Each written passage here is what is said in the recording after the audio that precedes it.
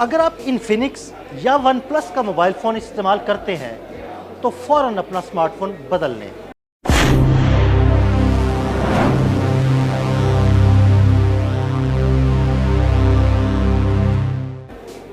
کیونکہ یہ فونز خاموشی سے آپ کی جاسوسی کرتے ہیں اور آپ کا موبائل ڈیٹا اور حساس معلومات آپ کے دشمنوں تک پہنچا سکتے ہیں۔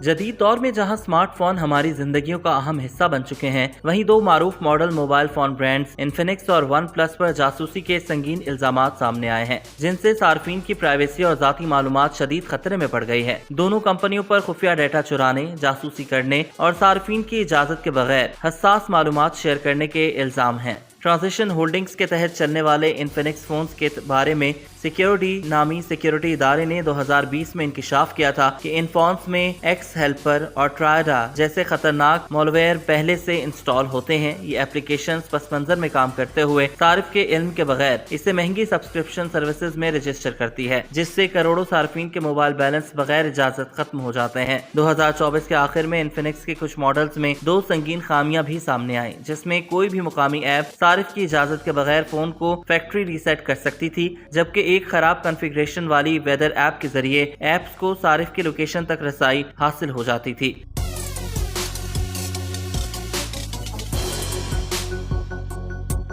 مزید تشویشناک بات یہ ہے کہ انفینکس نے نہ تو عوامی سطح پر ان مسائل کو تسلیم کیا اور نہ ہی کوئی واضح اپڈیٹ جاری کی، گویا کمپنی ہر چیز کو دبانے میں لگی رہی۔ بھارتی سائبر سیکیورٹی ایجنسی نے 2025 میں انفینکس کو ہائی رسک وینڈرز کی فہرست میں شامل کیا، جہاں صارفین کی شکایات میں مسلسل اضافہ ہو رہا ہے، جن میں بلا وجہ ڈیٹا خرچ ہونا، ناقابل حذف اشتہارات اور system level per spy where جیسے فیچرز شامل ہیں۔ اب بات کرتے ہیں ون پلس موبائل فون کی۔ فلیگ شپ کلر کے نام سے مشہور ون پلس نے 2017 میں صارفین کی اجازت کے بغیر IMEI نمبرز، میک ایڈریسز اور ایپ کے استعمال کی تفصیلات جمع کرنے کا اعتراف کیا۔ ساتھ ہی کمپنی کے فونز میں ایک خفیہ ایپ انجینئر موڈ پائی گئی، جس کے ذریعے کوئی بھی شخص فزیکل رسائی حاصل کر کے پورے فون پر کنٹرول حاصل کر سکتا تھا۔ 2025 میں امریکی قانون سازوں نے ون پلس پر الزام عائد کیا تھا کہ اس کے فونز چپکے سے صارفین کا اسکرین ڈیٹا اور دیگر معلومات چین کے سرورز کو بھیجتے ہیں۔ سائبر سیکیورٹی ماہرین خبردار کرتے ہیں کہ یہ خاموش نگرانی کسی بھی صارف کی ذاتی معلومات کو سنگین خطرے میں ڈال سکتی ہے۔ اس کے علاوہ ون پلس 2018 اور 19 میں دو بڑے ڈیٹا لیکس کا بھی شکار ہوا، جس میں ہزاروں صارفین کے نام، ای میل اور پتے افشاں ہوئے۔